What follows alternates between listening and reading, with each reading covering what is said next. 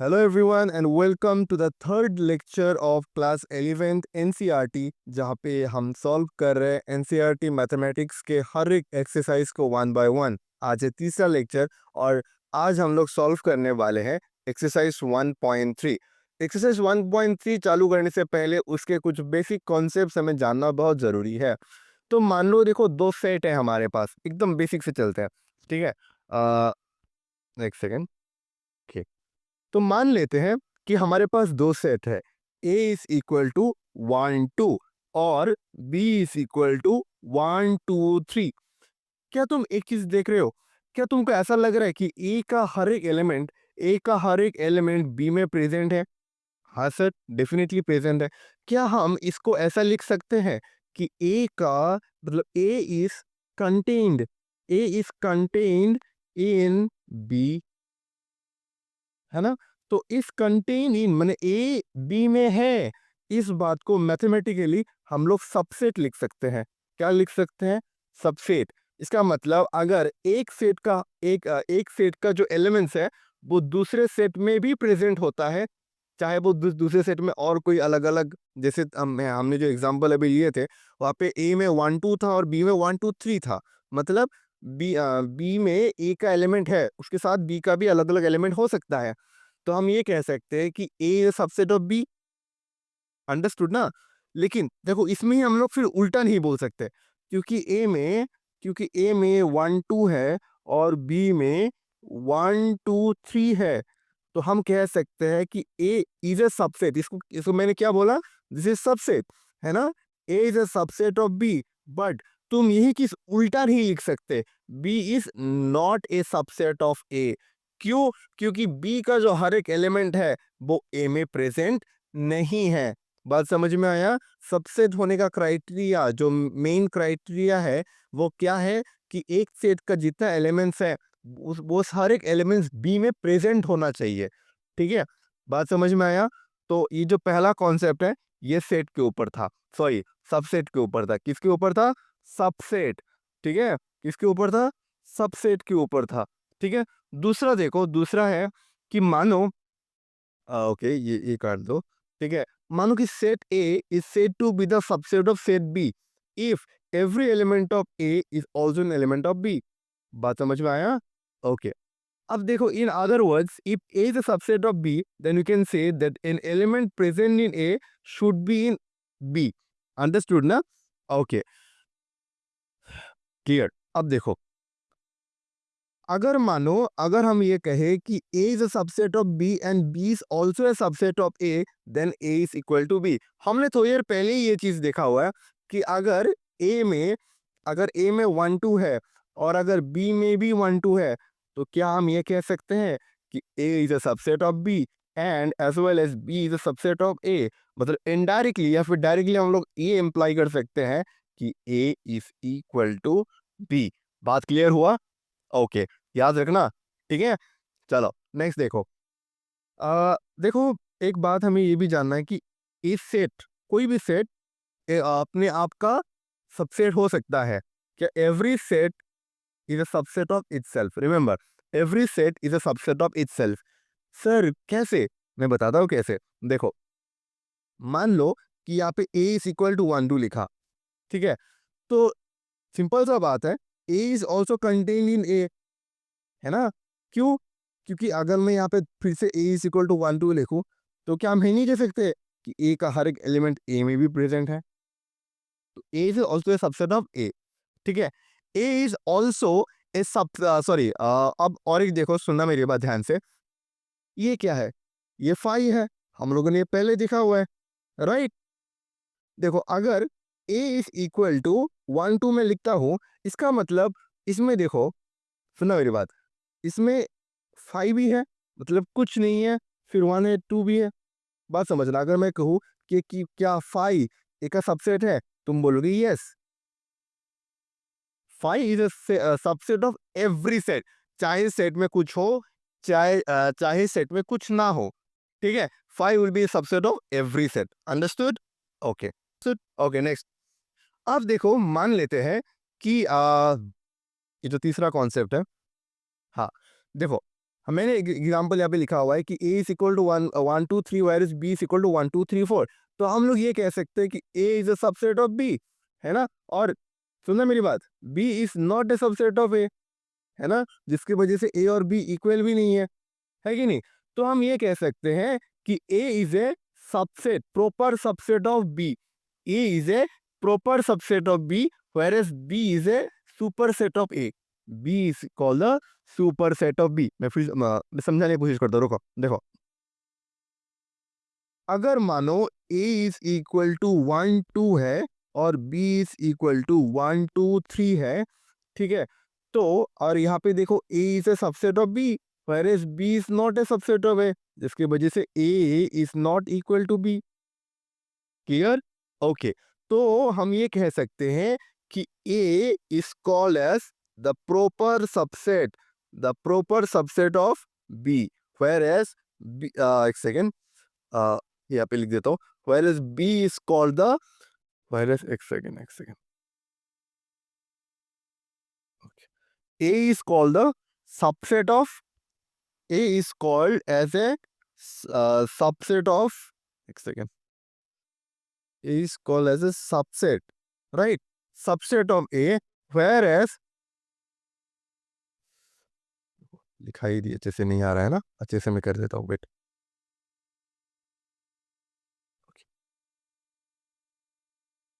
This is A and this is B, right? A is called as the proper subset of B, right? Whereas B is called as the superset, the superset of B. Proper subset is called the proper subset and B is called the superset of A। बात समझ में आया कि नहीं है? मैं फिर से समझा देता हूँ, अगर नहीं समझ में आया तो देखो। अगर A और यहाँ पे B है, अगर मानो A is a subset of B and B is not equal to B, ये दोनों एग्जिस्ट कर रहे हैं, तो A is called the, A is called the proper proper subset of B, whereas B is called as the superset of A। बात clear हुआ? Okay, खत्म। Okay चलो, अब देखो स्क्रीनशॉट मार लेना, ठीक है। अब देखो सुनो, और एक बात, अगर मानो किसी भी सेट में एक एलिमेंट है, सिर्फ एक, तो उसको हम लोग क्या बोलेंगे? एक सिंगलटन सेट है। ये तो हमें पहले से ही पता है कि नहीं? अब देखो, हाँ, हमारे पास एग्जांपल आ गया। देखो यहाँ पे कुछ कुछ बोला है, क्या बोला है देखते हैं। यहाँ पे कुछ सेट दिया हुआ है, एक में फाइव अकेला है, ए है, बी है, सी है। अब ये बोला है कि सिंबल्स पुट डाउन करो इस सबसेट और इज नॉट ए सबसेट।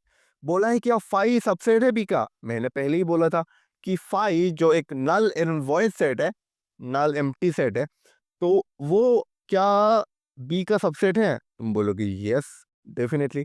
कि ए बी का सबसेट है? ए में है 1 3, बी में 1 5 9, सो ए बी का सबसेट नहीं है, राइट। क्या ए सी का सबसेट है? ए में 1 3 है, बी में सी में 1 3 5 7 9 है, 1 3 इज प्रेजेंट, राइट। तो हम ये कहेंगे कि ए सी का सबसेट है, राइट। क्या बी सी का सबसेट है? 1 5 9, सी में भी 1 5 9 अवेलेबल है, तो yes, B is also subset of C. Clear? Is that clear? Is that clear everybody? Okay चलो, अब मूव ऑन करते हैं। हाँ यार, मूव ऑन करना जरूरी है, राइट। चलो एग्जांपल नंबर 10, देखो क्या बोला है कि ए का ए सेट में क्या एलिमेंट्स है? ए ई आई ओ यू। बी में है ए बी सी डी। तो क्वेश्चन पूछा है क्या ए बी का सबसेट है? नहीं है भाई साहब। कैसे? क्योंकि ए और बी में सिर्फ एक ही एलिमेंट मैच कर रहा है, वो है ए, है ना, बाकी और कुछ भी मैच नहीं कर रहा है। और इसका उल्टा, that is B is also a subset of A, ये भी एग्जिस्ट नहीं करेगा, क्योंकि बी का जो एलिमेंट है ए बी सी डी, वो ए में सिर्फ एक ही एलिमेंट है, बाकी एलिमेंट्स नहीं है। बात क्लियर हुआ? बात क्लियर हुआ कि दोनों सेट में सबसेट क्यों नहीं है? समझ में आया क्यों नहीं है? क्योंकि सिर्फ एक ही एलिमेंट मैच कर रहा है, बाकी नहीं। क्लियर? ओके। एग्जांपल नंबर 11, तीन सेट दिया हुआ है और बोला गया है कि A belongs to B and B is a subset of C. तो क्या ये सच हो सकता है कि A is a subset of C? बात सुना मेरी बात अच्छे से सुनना। ए बी और सी तीन सेट है, बोला है कि ए बिलोंग्स टू बी, ठीक है, और बोला है कि B is a subset of C. तो क्या ये पॉसिबल हो सकता है कि A is a subset of C? No. Why? क्योंकि देखो, ए बिलोंग्स टू बी बोलने का मतलब ये नहीं है कि ए का हर एक एलिमेंट बी में हो। बात सुना मेरी बात, कि अगर मैं ये कह रहा हूं कि ए बिलोंग्स टू बी, तो इट डजंट रिक्वायर्ड कि ए का हर एक एलिमेंट बी में हो। इसकी एक सेपरेट ऑप्शन दिया हुआ है हमारे पास मैथमेटिकल सिंबल में, जिसे हम लोग सबसेट कह रहे हैं। कि अगर हम लोग ये कहते कि भाई साहब, A is a subset of B when B is also a subset of C, तो हम लोग ये कह सकते थे कि चलो भाई साहब ठीक है, A is a subset of C. But यहाँ पे दिया हुआ है ए बिलोंग्स टू बी, है ना? तो ए बिलोंग्स टू बी का मतलब ये नहीं होता है कि ए का हर एक एलिमेंट बी में प्रेजेंट हो। बात क्लियर हुआ? तो इसीलिए हम लोग ये कहते हैं कि ए बी, अगर ए बी सी सेट है और ए बिलोंग्स टू बी है और बी सबसेट ऑफ सी है, तो जरूरी नहीं, it's not true that A is a subset of C. बात क्लियर हुआ? ओके, चलो नेक्स्ट। देखो, subsets of the sets of real numbers. हाँ, बहुत बड़ा टाइटल है ना? एकदम आराम से देखते हैं। देखो, सेट्स ऑफ रियल नंबर्स, तुम्हें पता है रियल नंबर पे क्या क्या आता है? रियल नंबर पे रैशनल नंबर और इरेशनल नंबर्स आते हैं, राइट? पता तो है ना कि रियल नंबर्स में क्या क्या आता है? रैशनल और इरेशनल। फिर रैशनल नंबर पे तुम्हें नेचुरल नंबर, इंटेजर्स, ये सब मिलता है, इजंट इट? ओके, तो देखो, subsets of the sets of real numbers. तो देखो, रियल नंबर में सबसे पहले इसका मतलब हमें ये समझना होगा, एकदम ध्यान से सुनना होगा, कि subset of the sets of real number मतलब जितने भी टाइप्स ऑफ रियल नंबर्स हैं, जितने भी टाइप्स ऑफ रियल नंबर्स हैं, है ना, उसमें सबसेट्स क्या क्या हो सकते हैं। सुनना मेरी बात ध्यान से। जैसे देखो, यहाँ पे सेट ऑफ नेचुरल नंबर दिया हुआ है जो वाई से शुरू होता है, हमें ये बात पहले से ही पता है। सेट ऑफ इंटेजर दिया हुआ है जो जीरो, पॉजिटिव नंबर और नेगेटिव नंबर को लेकर सेट बनाता है। अब देखो, रैशनल नंबर है जो पी वाई क्यू फॉर्म पे है, जहाँ पे पी और क्यू दोनों इंटेजर है और Q is not equal to zero है, राइट? इरेशनल नंबर्स है जिसे हमने टी से डेडिकेट किया है, और उसमें क्या क्या एलिमेंट्स आ रहा है? 2, 5 एंड पाई। अब एक बात हमें देखने लायक जरूर है कि देखो, यार मैंने कुछ लिखा हुआ है कि natural numbers is a subset of that. Subset of, देखो, नेचुरल नंबर का हर एक एलिमेंट इंटीजर में मिलेगा, मिलेगा कि नहीं? और इंटीजर और नेचुरल नंबर सब दोनों के दोनों रैशनल नंबर का भी पार्ट होता है। इसीलिए पहला ऑब्जर्वेशन क्या है कि natural number is a subset of integer, integer is also a subset of rational number. बात समझ में आया? अब सुनो, क्या rational number is subset of real number? है कि नहीं? क्योंकि मैंने बोला था real numbers is divided into two types, rational, irrational, है कि नहीं? Whereas T is also a subset of R. मैंने ये पहले ही बोल के रखा है कि रैशनल नंबर, इरैशनल नंबर का हर एक एलिमेंट, हर एक नंबर रियल नंबर में ही आता है घूम फिर के। लेकिन यहाँ पे देखो क्या लिखा है, natural number is not a subset of T, है ना? नेचुरल नंबर हो या फिर इंटेजर हो, रैशनल नंबर हो, ये सब सबसेट नहीं है। किसका नहीं है? रैशनल नंबर का नहीं है, क्योंकि रैशनल नंबर का जो प्रॉपर्टी है वो अलग है, क्योंकि वो पी वाई क्यू फॉर्म पे नहीं आता है, इजंट इट? ओके, और एक सेकंड, एक गलती हुआ है, आप लोग जरा ठीक कर लेना, ठीक है? ये √2 √5 होगा, ठीक है? √2 √5 होगा, ठीक है? चलो, देखो, intervals as subset of R, ये देखना बहुत जरूरी है। Intervals as subset of R, subset of real numbers हम लोगों ने अभी पढ़ के रखा है। अब इंटरवल्स क्या होता है वो जानना बहुत जरूरी है, ठीक है? इंटरवल्स को तुम एक ब्रैकेट की सिस्टम भी तुम समझ सकते हो, इंटरवल मीन ब्रैकेट सिस्टम। लेकिन ये ब्रैकेट सिस्टम क्यों आता है? मैथमेटिकल में हर एक चीज का कुछ नियम होता है, वो जानना बहुत जरूरी है, इजंट इट? चलो यार, शुरू करते हैं। सबसे पहले देखो, एक बात सुना मेरा, एकदम ध्यान से मेरे बात देखो। हमने यहाँ पे क्या लिखा है, देखो सुनना मेरी बात, कि A B belongs to R. A B is a real number, okay, जहाँ पे ए जो है वो छोटा है बी से, है ना? और हमने एक सेट रेडी किया है रियल नंबर का, जो ए और बी के मतलब ए से बड़ा है लेकिन बी से छोटा है, ठीक है? एक ऐसा सेट अगर हमारे पास है, उस सेट को हम लोग कहते हैं ओपन इंटरवल, ठीक है? We dedicate it by the first bracket A B. समझाता हूँ, सुनो मेरी बात ध्यान से। ओके, तो मैंने क्या बोला कि अगर हमारे पास एक ऐसा सेट है जो ए से बड़ा है लेकिन बी से छोटा है, राइट? ऐसा टाइप का, तो इस टाइप ऑफ सेट को हम लोग रिप्रेजेंट करते हैं ऐसे। बात समझ में आया? इसे हम लोग कहते हैं ओपन इंटरवल, ओपन इंटरवल। ठीक है, इस सेट में नॉर्मली क्या होता है, तुम अगर एनसीईआरटी में तुम्हें दिखाऊंगा फोटोज, ठीक है, इसमें नॉर्मली क्या होता है, इसमें तुम ऐसा समझो कि ए और बी, ए और बी, और ये पूरा साइड एलिमेंट्स के अंदर आ जाता है। ठीक है, और अगर मैं कहूँ कि ए और बी को हम इंक्लूड करें तो हाँ जी, जरूर कर सकते हैं। मान लो कि तुम एक ऐसा सेट ऑफ रियल नंबर रख रहे हो जो ए से चालू होता है और बी पे खत्म होता है, मतलब इस टाइम तुम ए और बी को इंक्लूड कर रहे हो। देन इस बार तुम क्या करोगे, इस बार तुम ऐसे लिखोगे, ए बी, ऐसे। इसको बोलते हैं क्लोज्ड इंटरवल। इसको क्या बोलते हैं, एक सेकेंड, मैंने लिखा नहीं अच्छे से। ओके, इसको बोलते हैं क्लोज्ड इंटरवल। बात समझ में आया? मैं फिर से समझाने की कोशिश करता हूँ। देखो, अगर मैं कहूँ कि एक सेट है जो ए से बड़ा है लेकिन बी से छोटा है, मतलब ए और बी के अंदर ही वो सेट आ रहा है, तो हम कहेंगे कि वो इंटरवल क्या है, ओपन इंटरवल है। We represent it like this, जो ए से बड़ा है लेकिन बी से छोटा है। रिमेंबर, ओके, यही सेम फंक्शन, यही सेम चीजें अगर मैं ऐसा कहूँ कि एक सेट है जो ए से चालू होता है, ए से देखो, ओपन इंटरवल के टाइम पे क्या हो रहा था, ए से छोटा, सॉरी, ए से बड़ा और बी से छोटा, है ना, उसको हम लोग लिख रहे थे ए कॉमा बी, ऐसा फर्स्ट ब्रैकेट में, और हम इसको बोल रहे थे ओपन इंटरवल। डायग्रामेटिकली हम कैसे रिप्रेजेंट कर रहे थे, डायग्रामेटिकली हम लोग ये बोल रहे थे कि ए से बड़ा, बी से छोटा, और ये पूरा जितने भी हैं बाकी सबको हम लोग इस पूरे साइड को हम लोग रिप्रेजेंट कर रहे थे एज एन एलिमेंट। बात समझ में आया? अभी हम लोग दूसरा टाइप ऑफ इंटरवल में हम लोग देखेंगे क्लोज्ड इंटरवल।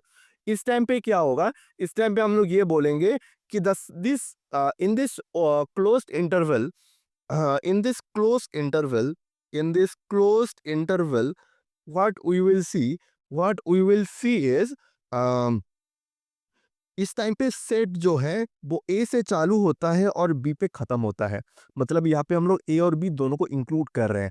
यहाँ ये चीज हम लोग रिप्रेजेंट करेंगे like this, in the third bracket, A comma B. बात समझ में आया? इसको हम लोग बोलते हैं क्लोज्ड इंटरवल। बात समझ में आया? अगर मैं ये कहूँ, ये दूसरा वाला पार्ट खत्म हो गया।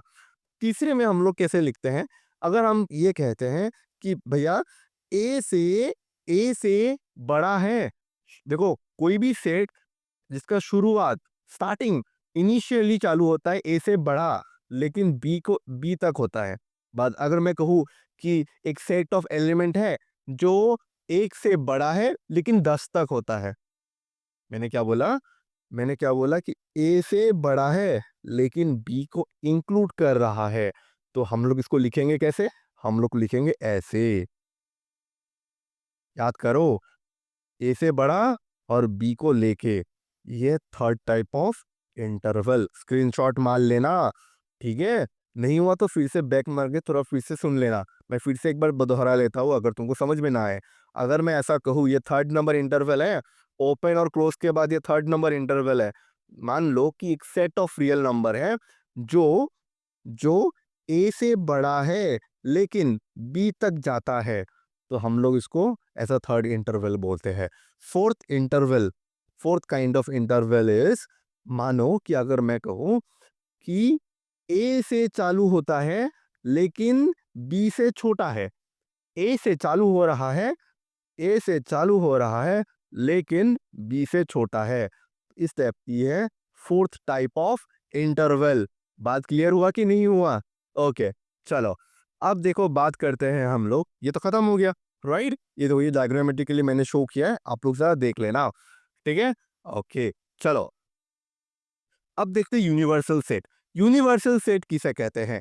मान लो कि अगर मैं कहता हूं, जैसे मैंने बहुत पहले एग्जांपल, अगर मैं कहता, सुनो ध्यान से सुनना, ओके, अगर मैं ये कहूँ कि A is a set of, A is a set of all the students in your class, in your in your class, तो फिर यूनिवर्सल सेट क्या होगा कि the set of the students of the whole school. बात समझ में आया? अगर किसी भी एलिमेंट, जैसे अगर मैं कहूँ कि ऐसा मान लेते हैं कि A is a set of even numbers, whereas b is a set of odd numbers, है ना? तो क्या हम ये कह सकते हैं कि यूनिवर्सल सेट क्या होगा? होल नंबर, है कि नहीं? बात समझ में आया? यूनिवर्सल सेट मतलब यूनिवर्स पूरा चीजों को लेके बनता है। क्लियर हुआ? ओके, चलो अब हम लोग बात करेंगे एक्सरसाइज, है ना? एक्सरसाइज में आते हैं। बोला है कि make correct statement by filling in the symbols subset और is not a subset in the blank spaces. देखो नंबर 1 में क्या लिखा हुआ है? 2 3 4, तो डेफिनेटली इज अ सबसेट, है कि नहीं? ओके, एक काम करते हैं, हम लोग एक्सरसाइज को सॉल्व धीरे धीरे करते हैं, सुनो। ठीक है, करेंगे करेंगे, don't worry.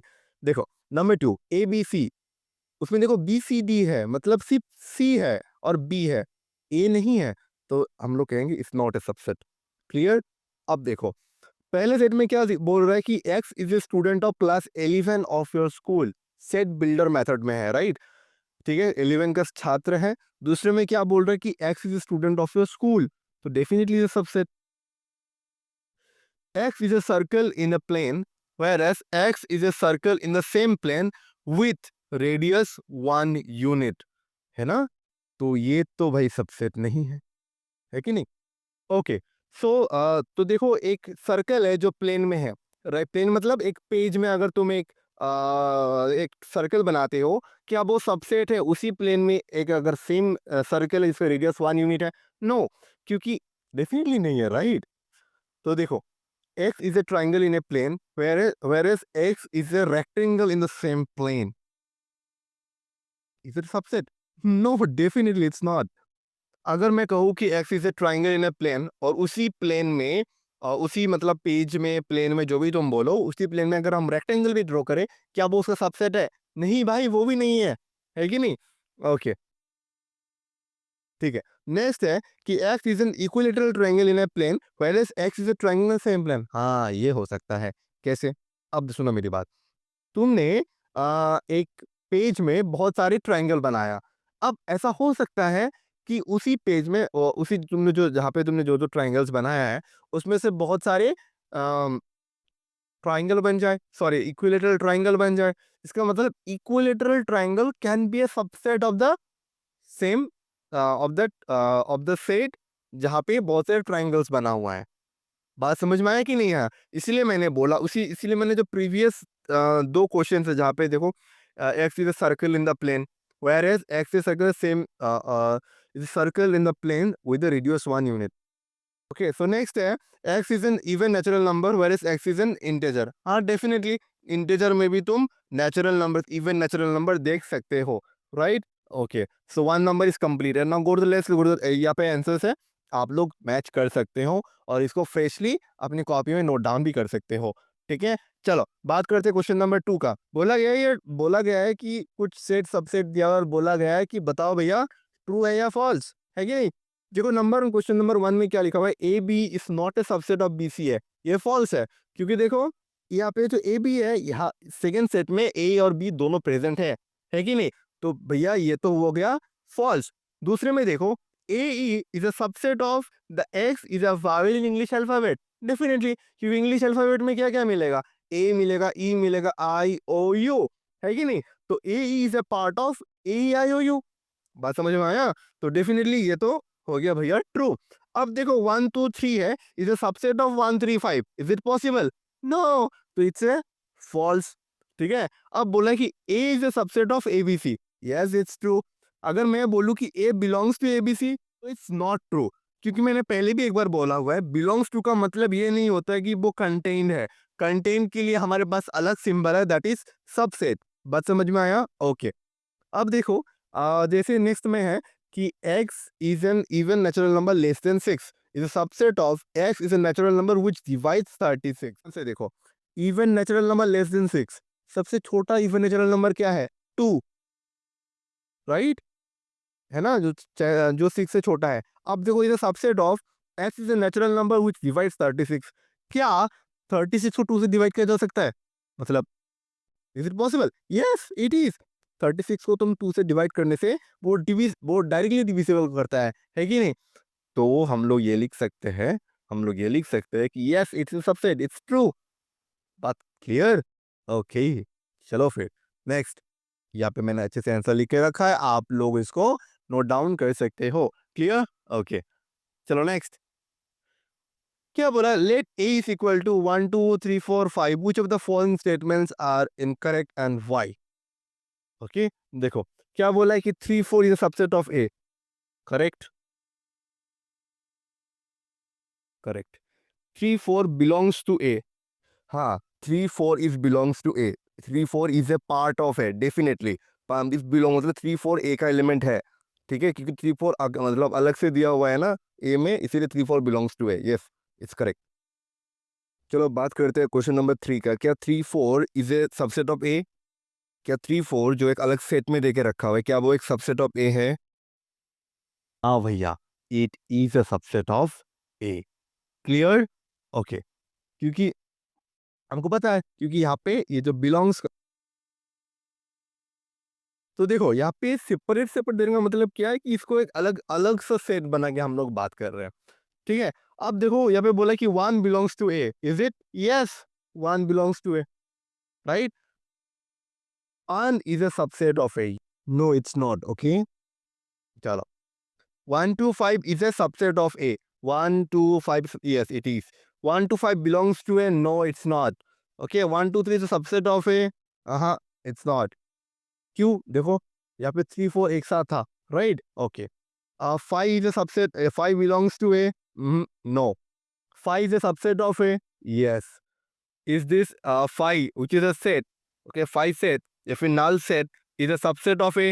No, it's not. Okay. अच्छे से लिख लेना आप। अच्छे से आप लोग लिख लेना। ठीक है, यहाँ पे है, मैं सब कुछ मैंने लिख के रखा है। ठीक है, ओके, नेक्स्ट।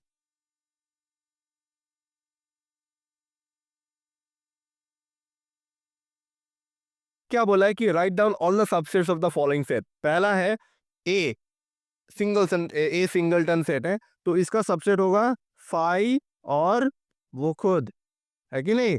फिर देखो, फिर दूसरा ए भी दिया हुआ है, तो पहले होगा 5, फिर होगा ए, फिर होगा बी, और फिर होगा ए बी खुद। ठीक है, इसमें क्या होगा? क्वेश्चन नंबर 3 में क्या होगा?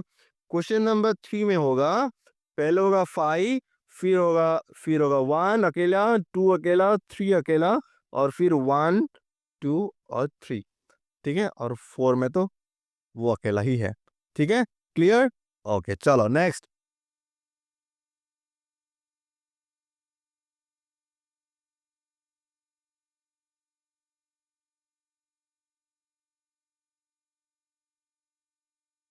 1 2 3, उसके बाद देखो 1 2 2 3 1 3, और उसके बाद 1 2 3 खुद। ठीक है, बहुत सारे, कई सारे हो गए इसमें, और इसमें तो वो अकेला खुद ही अपना सबसेट है। क्लियर? ओके, अब देखो यहाँ पे मैंने आंसर लिख के रखा है, आप लोग देख लेना।